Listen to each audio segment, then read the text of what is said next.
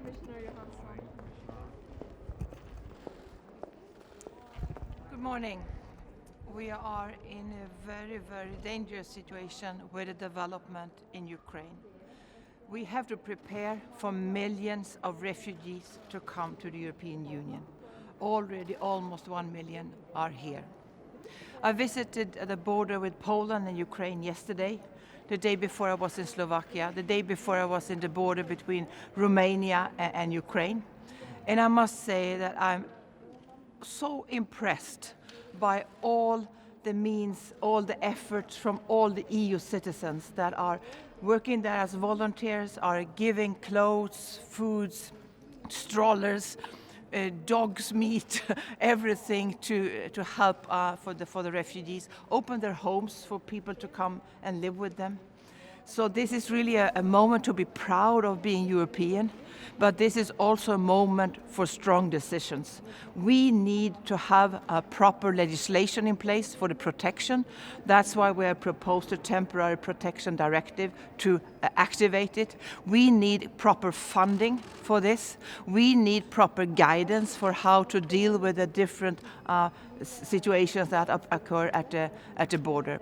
We had an extraordinary council just 4 days ago, and now we are meeting again, and I suppose I expect that we will have a strong solidarity from all the member states towards the refugees, but also towards the member states that are most affected right now.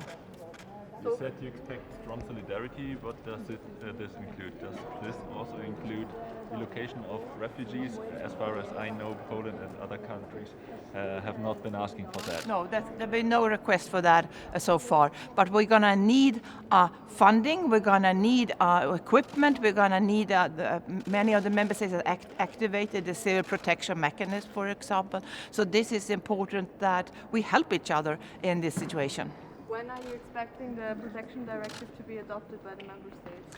I expect it to be maybe in a few days, maybe 1 week. If possible today, I will be positively surprised. To be very honest with you, we had a last extraordinary council on Sunday. The same evening we started to prepare the adoption, and we presented it yesterday. So I guess member states will need some time to go through it and maybe make some amendments. We have not had time to do the ordinary consultation with member states before table the proposal. So I guess they will take some more days before it's finalized.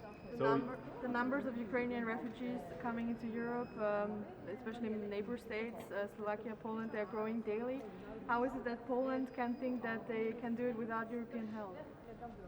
Well, they need European help. I was there yesterday and we just discussed the kind of help that is needed in Poland.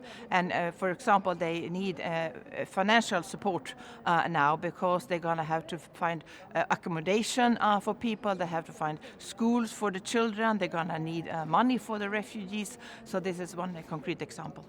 Do you expect some kind of momentum for the whole package, for the whole migration pact now due to this crisis? Yes, I hope so. I think it's obvious for everybody that we are facing a lot of different kind of migration challenges, and each member state can't solve their own challenges alone. We need to help each other, and that I think is the real basis for the Pact on Migration and Asylum. So let's hope so. One question on Dublin. Can you confirm that Dublin is not any longer in place for people coming from Ukraine? No. Dublin rules. That's what I heard. No, I don't really follow what. First entry is responsible for the people coming from Ukraine. Well, with the existing legislation still is in place, but Dublin rules is only for asylum seekers, and we have seen very, very few applications for asylum so far from the refugees coming from Ukraine. Thank you.